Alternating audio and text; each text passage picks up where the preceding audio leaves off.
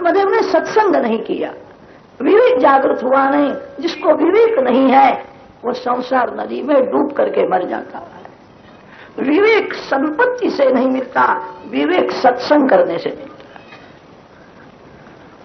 आत्महत्या करने के लिए नदी किनारे गया था, वहां उसको संत मिले।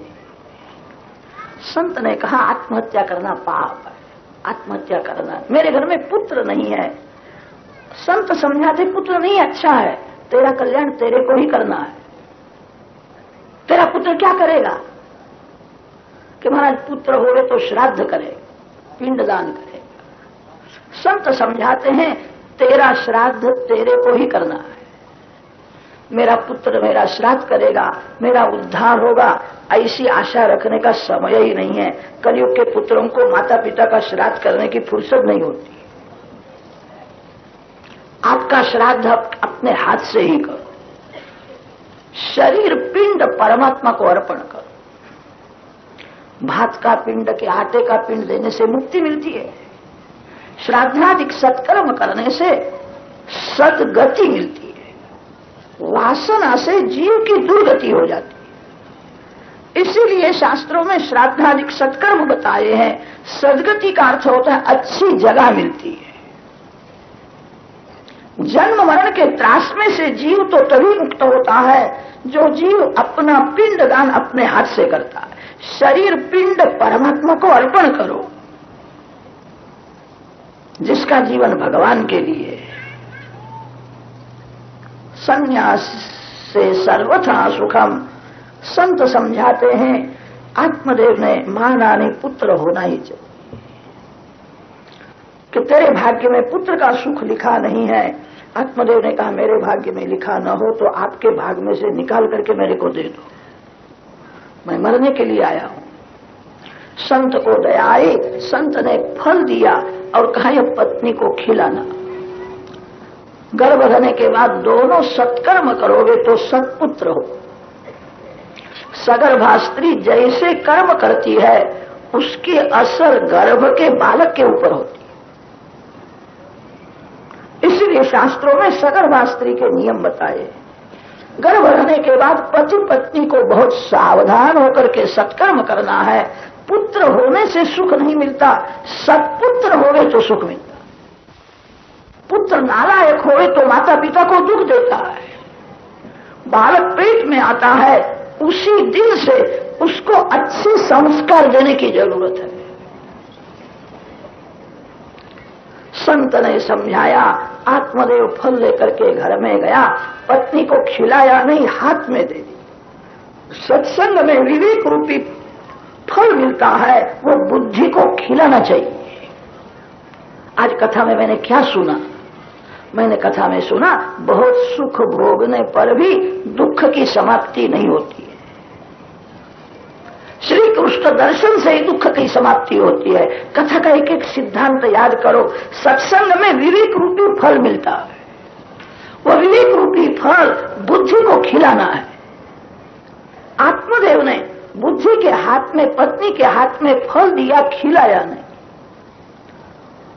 बुद्धि को संसार मीठा लगता है। संसार में अनेक बार दुखी होने पर भी विषयों में ऐसी मिठास है, संसार सुख से घृणा नहीं होती है। बुद्धि ने वह फल खाया नहीं, उसने गाय को खिलाया। उसकी छोटी बहन आई थी, उसके साथ बातें करती है। बुद्धि की छोटी बहन है मन। मन और बुद्धि मिल करके जीव को धोखा देते। वेदांत का सिद्धांत व्यास महर्षि ने महात्म्य में वर्णन कर दिया है। छोटी बहन ने कहा मेरे यहां पुत्र होने वाला है, वो मेरा पुत्र मैं तेरे को दूंगी। ऐसा नाटक करो, मैंने फल खाया है, मेरे पेट में गर्भ रहा है। धुंधुली ने कपट किया। आत्मदेव को कहा मैंने फल खाया है, मेरे पेट में गर्भ है। आत्मदेव उसका कपट समझ सका नहीं। छोटी बहन का पुत्र ले आई और सभी को कहने लगी रात्रि में बालक का जन्म हो गया। आत्मदेव देखने के लिए जाता है, थोड़ी शंका तो होती है। कल रात्रि में इसका जन्म हुआ, ये 2-3 महीने के जैसा बालक लगता है। धुंधुली ने कहा ये तो संत का प्रसाद है, इसीलिए जन्म से ही तगड़ा हो गया, ये मेरा ही बालक, मेरा नाम धुंधुली है, मेरे पुत्र का नाम मैं धुंधुकारी रखती। धुंधुकारी दुराचारी हो गया, शव के हाथ का खाता था। शव हस्ते न भोजनम, जो हाथ भगवान की सेवा पूजा नहीं करते, जो हाथ सत्कर्म नहीं करते, वो हाथ शव के हाथ के समान। खाने से प्रथम थोड़ा विचार करो, प्रभु प्रसन्न है कि नाराज है।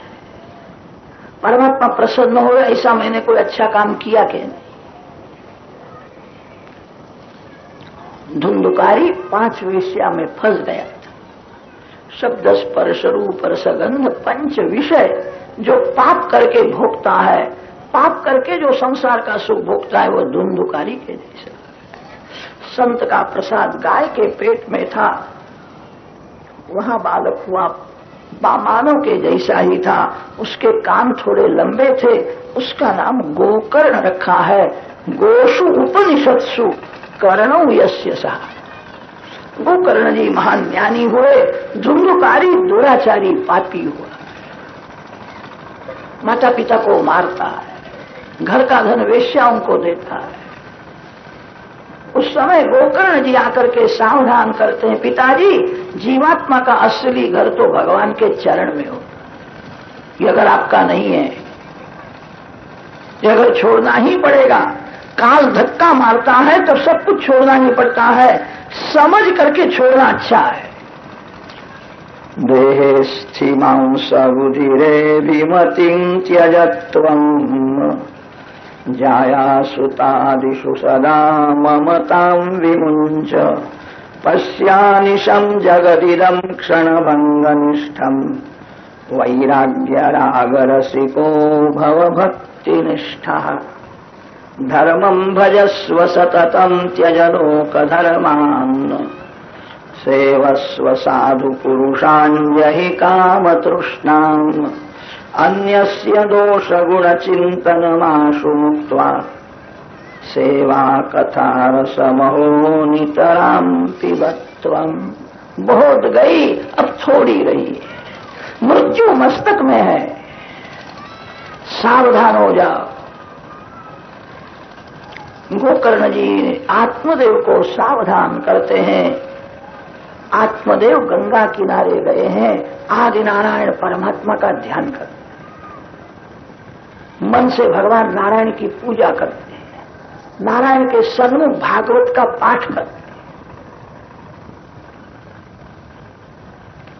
बहुत वर्ष तक ऐसी तपस्या की। मन जब अति शुद्ध होता है तब भगवान का दर्शन करने की इच्छा होती है, चरण में जाता। आत्मदेव आज सच्चा देव हो गया, भगवान ने उसको अपनाया। एवं श्रुतोक्तिवशतोऽपि गृहं विहाय यातो वनं स्थिरमतिर्गत 6 युक्तो हरेरनुदिनं परिचर्ययासौ श्रीकृष्णमापनीयतं दशमस्य पाठात्। धुंधुकारी वेश्याओं को घर में रखता है। गोकर्ण जी ने विचार किया, मेरा भाई बड़ा पापी है, उसके संग में मेरी बुद्धि बिगड़ जाएगी, घर का त्याग किया। वेश्याओं को प्रसन्न करने के लिए चोरी करता है। वेश्याओं ने एक बार उसको कपट करके मार डाला। रानी के अलंकार चोरी करके ले आया था। हमको भी सजा हो गई, स्वार्थी वेश्या क्या न कर। सोया हुआ था, उसको कपट से मार डाला। अति पापी प्रेत होता है। प्रेत योनि में धुंधुकारी गया है। प्रेत योनि में अति दुख है, बहुत प्यास लगती है, पानी दिखता है, पानी पीने के लिए जावे तो मिट्टी हो जाता है, पानी नहीं पी सकता है। प्रेत योनि में अति दुख है। गोकर्ण जी यात्रा करते हुए गया जी में गए हैं। गया जी में भगवान नारायण के चरण है। भगवान के चरण में पितरों का नाम लेकर के पिंडदान करने से पितरों का उद्धार होता। सुना है मेरे भाई की दुर्गति हुई है, धुंधुकारी का भी श्राद्ध किया।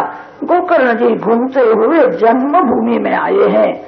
रात्रि में धुंधुकारी रोने लगा, मेरे भाई आए हैं, मेरे लिए कुछ करे, मैंने बहुत पाप किया है, श्राद्ध करने पर भी मेरा उद्धार हुआ नहीं है। गोकर्ण जी ने सूर्य नारायण को पूछा है। सूर्य नारायण ने कहा, विधि पूर्वक भागवत की कथा करो। गोकर्ण जी धुंधुकारी का उद्धार करने के लिए आषाढ़ महीने में भागवत की कथा करते हैं। बहुत भीड़ हुई है, धुंधुकारी भी कथा में आया है। उसको बैठने की जगह बराबर मिली नहीं। 7 गांठ का एक बांस था, उसमें प्रवेश किया, वहां बैठ करके कथा सुनता है। बांस ये वासना का प्रतीक है।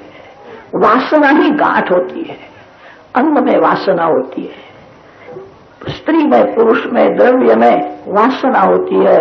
वासना ही ग्रंथि है।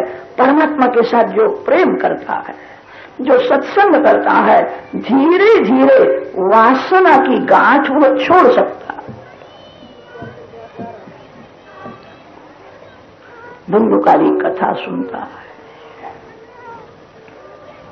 परीक्षित मोक्ष की कथा सुनाई तो धुंधुकारी वास में से बाहर निकला।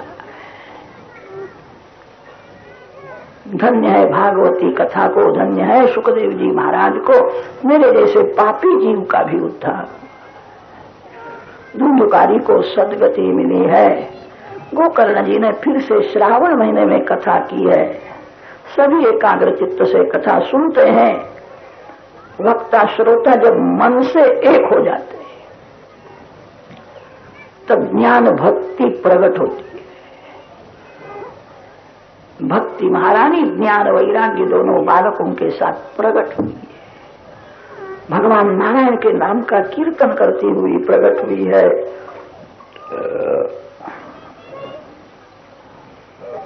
कथा कीर्तन भक्ति है। कथा में वक्ता भगवत गुणगान करता है, भगवान के एक एक सद्गुणों का वर्णन करता है, भगवान की लीला का वर्णन करता है। गुण संकीर्तन, लीला संकीर्तन, नाम संकीर्तन से ही सफल होता है।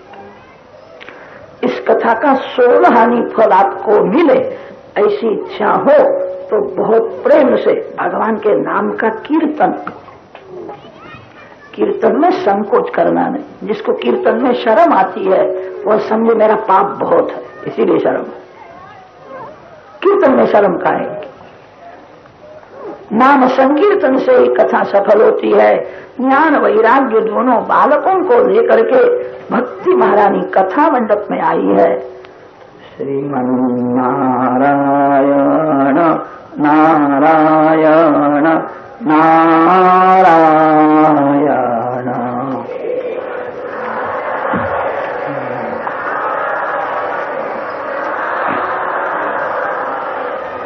श्रीमन नारायण नारायण नारायण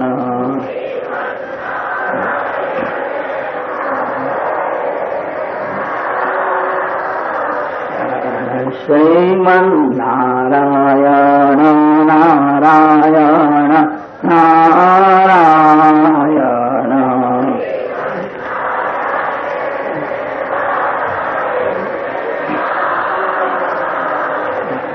श्रीमन नारायण नारायण नारायण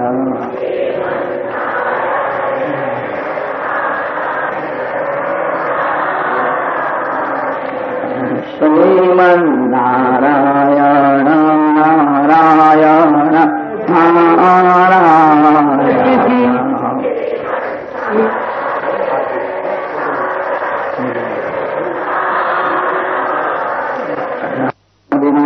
परमात्मा का कीर्तन करती हुई भक्ति महारानी ज्ञान वैराग्य के साथ प्रकट हुई है। सनत कुमार जी ने कहा है, जो बहुत प्रेम से भागवत की कथा सुनते हैं, जो प्रेम से भगवान के नाम का कीर्तन करते हैं उनके हृदय में निवास करो। यमराज यमदूतों को सावधान करते हैं। जो भागवत की कथा सुनता है, जो भगवान के नाम का प्रेम से कीर्तन करता है, वो कभी यमपुरी में नहीं आता। सनत कुमार जी के मुख में से निकला हुआ भगवत कथामृत जिन संतों ने, वैष्णवों ने पान किया, वो किसी माँ के पेट में गए नहीं। महात्म्य की कथा वक्ता श्रोताओं के पाप का विनाश करने वाली है। जो वक्ता बहुत प्रेम से यह कथा वर्णन करता है, जो श्रोता श्रद्धा भक्ति से यह कथा सुनता है, श्री कृष्ण चरण में अनन्य भक्ति प्राप्त होती है। स्वस्ति श्री पद्म पुराणे उत्तरखंडे श्रीमद्भागवत महात्म्ये श्रवण विधि कथनं नाम षष्ठोऽध्यायः। श्री वृंदावन विहारी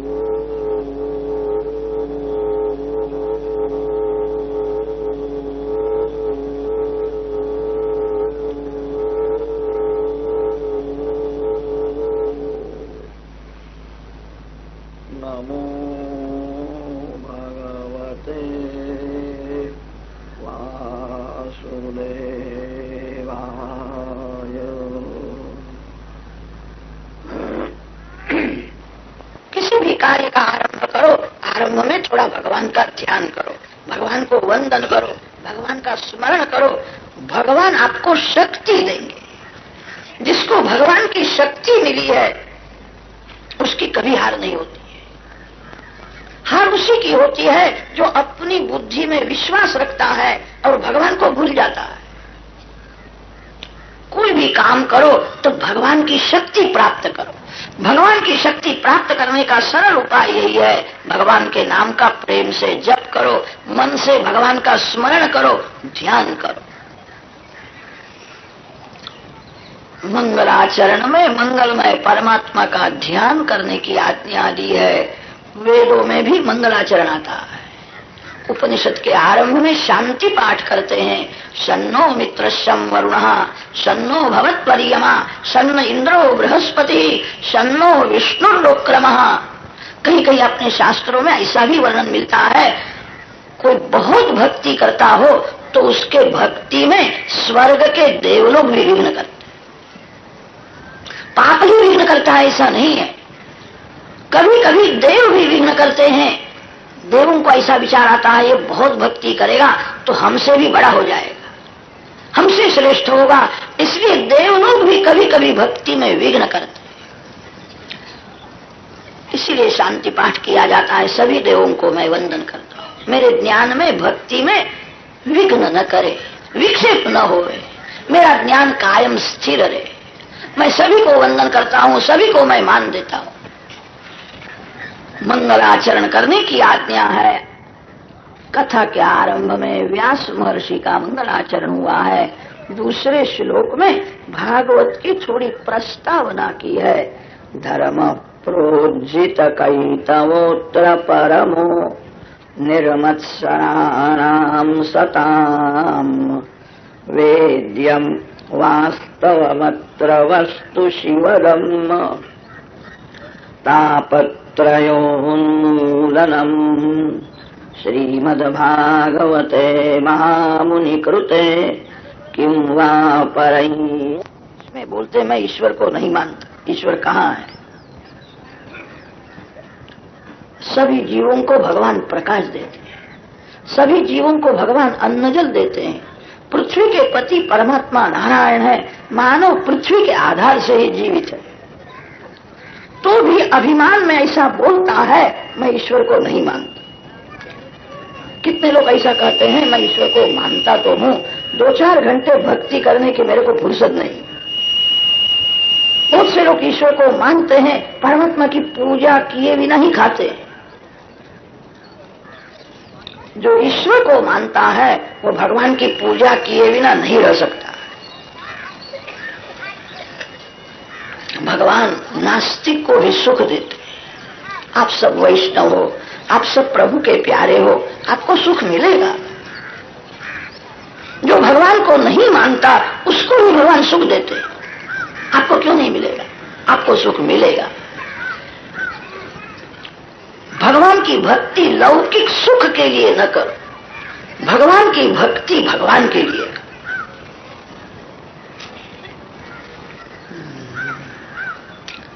भगवान के पास मांगने से भगवान को अच्छा नहीं लगता। ये मेरे को कंजूस समझता है कि भगवान तो बड़े उदार है, लायकात से ज्यादा धन देते हैं, मान देते हैं, सुख देते हैं। मन को बारंबार समझाओ भगवान ने मेरे को बहुत दिया है, वही भक्ति कर सकता है। जो ऐसा समझता है भगवान ने मेरे को कम दिया है वो संसार की भक्ति करता है।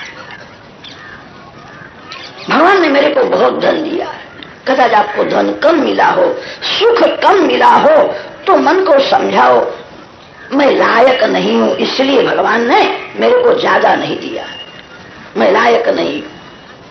मां का अपने पुत्र के ऊपर प्रेम बहुत होता है, अति से प्रेम होने पर भी मां अपने पुत्र को ज्यादा नहीं देती। बालक को क्या देना, कितना देना और कब देना, ये विचार मां करती है। घर में लड्डू बनाए हैं, मां सभी को देती है, आज अपने बालक को नहीं देती। मां जानती उसके पेट में अजीर्ण है, आज लड्डू खाएगा कल उसको बुखार आ जावे तो। बालक रोता है, मांगता है, मां सुनती ही नहीं, आज उसको देना ही नहीं। मां का अपने पुत्र के ऊपर बहुत प्रेम है। बालक खाता है वो देख करके मां बहुत प्रसन्न होती है। आज मां निष्ठुर के जैसी हो गई है, बालक रोता है, बालक को बुरा लगता है, मेरी मां सबको देती है, मेरे को ही नहीं देती। एक मां भी अपने बालक को ज्यादा नहीं देती है, विचार करके देती है। भगवान ने कदाच आपको धन कम दिया हो, सुख कम दिया हो, मन को समझाना मैं लायक नहीं हूं इसीलिए मेरे को कम दिया। मेरे भगवान तो बड़े उदार है, मैं लायक नहीं। भगवान विचार करके देते हैं, प्रभु के पास मांगना नहीं। सुदामदेव को भगवान ने पूछा था मित्र तेरा संसार कैसा चलता। सुदामदेव 15-20 दिन के भूखे थे, उनके घर में कुछ भी नहीं था, शरीर की सभी हड्डियां दिखती थी, अनेक जगह में फटी हुई एक साधारण धोती पहन करके आए थे। श्री कृष्ण ने स्वागत किया और पूछा है मित्र तेरा संसार कैसा चलता है। सुदामदेव ने विचार किया दुख मेरे पाप का फल, मैंने बहुत पाप किया है इसीलिए मैं दरिद्री हूं। मैं प्रभु को त्रास देने के लिए नहीं आया, मैं प्रेम से मिलने के लिए आया। मैं लेने के लिए नहीं आया, मैं देने के लिए आया। प्रेम में लेने की इच्छा ही नहीं होती है, मोह में लेने की इच्छा होती है। जहां लेने की इच्छा है वह प्रेम नहीं है, वह मोह है। प्रेम में सब कुछ देने की इच्छा है। सुदामदेव मुष्टि चिवड़ा लेकर के आए, उनके हृदय में ऐसा प्रेम था। मैंने सुना है मेरे श्री कृष्ण राजाधिराज 56 भोग का भोजन करते हैं, मैं प्रेम से लाया हूं, मेरे को कुछ मांगना नहीं है, इसका स्वीकार भगवान करे, मेरे को देखना है। श्री कृष्ण पूछते हैं मित्र संसार कैसा चलता है। सुदामदेव ने अपनी जीभ बिगाड़ी नहीं है। सुदामदेव ने विचार किया मैंने जब पाप किया तब मैं हंसता था, अब पाप की सजा हो रही है, रोने की क्या जरूरत है, सहन करना। जीव हंसता हंसता पाप करता है और पाप की सजा होती है तब रोता है। मैं प्रभु को त्रास देने के लिए नहीं आया। सुदामदेव ने विचार किया, मेरा कन्हैया अति कोमल है, उसका हृदय माखन से भी कोमल है, मेरे को देख करके रोने लगा।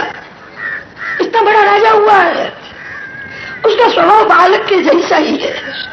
सुदामदेव को देख करके श्री कृष्ण रोने लगे, मेरा मित्र है, इसकी ये दशा हुई है, कितना दुख सहन करता है, मेरी भूल हो गई, उसके घर में जाकर के उसको देना चाहिए, मैं भूल गया, मेरी भूल है। वो किसी के घर में नहीं जाता है, उसने कभी दान नहीं लिया है, उसने अपने ज्ञान का उपयोग पैसे के लिए नहीं किया। बड़े ज्ञानी थे, ज्ञान का फल पैसा नहीं है, पैसा तो मूर्ख को भी मिलता है। बड़े ज्ञानी सुदामदेव ने अपने ज्ञान का उपयोग कभी पैसे के लिए नहीं किया था। मेरा कन्हैया अति कोमल है, मेरे को देख करके रोने लगा, उसको बहुत दुख हुआ। मैं अपने दुख की कथा करूं तो उसको दुख होगा। मैं प्रभु को त्रास देने के लिए नहीं आया। भक्ति का अर्थ यह नहीं होता है अपना स्वार्थ सिद्ध करने के लिए, अपने सुख के लिए भगवान को दुख देना, यह भक्ति है। प्रभु को त्रास देने के लिए मैं यहाँ नहीं आया, मैं प्रेम से दर्शन करने के लिए आया, मैं प्रभु को अर्पण करने के लिए आया हूँ। सुदामदेव मांगते नहीं, सुदामदेव मांगते तो जो मांगते उतना ही भगवान देने वाले थे। सुदामदेव ने कुछ मांगा नहीं, सुदामदेव ने अपना सर्वस्व अर्पण किया। लौकिक दृष्टि से विचार करो तो मुष्टि चूड़ा है, सुदामा का सर्वस्व है, उसके घर में दूसरा कुछ भी नहीं था, घर में जो कुछ था वो सब लेकर के वो आया था। सुदामदेव ने अपना सर्वस्व भगवान को दिया। श्री कृष्ण सुदामदेव को अपना सर्वस्व दे देते। भगवान की भक्ति जो भगवान के लिए करता है, भगवान उसके साथ में ही रहते हैं। भगवान जिसके साथ में रहते हैं उसको कैसा आनंद मिलता होगा। लक्ष्मी हाथ में होवे तो मानव अपने को सुखी समझता है, लक्ष्मी पति जिसके हाथ में है उसको कैसा आनंद मिलता होगा। भगवान की भक्ति भोग के लिए न करो, आपको भगवान सुख देंगे। भगवान अति उदार है, भगवान तो नास्तिक को भी सुख देते हैं, आपको क्यों नहीं देंगे।